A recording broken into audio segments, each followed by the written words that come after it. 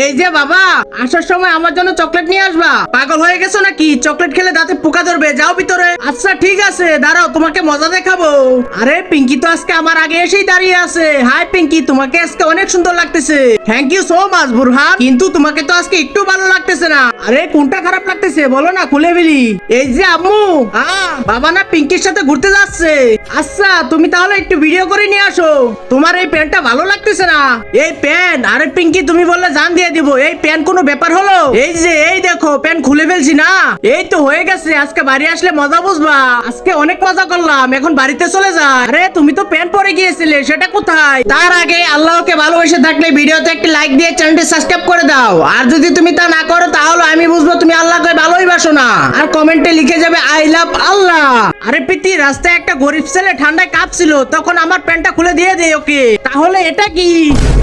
তখন তো আমায় চকলেট কিনে দাওনি, এবার ঠেলা সামলাও।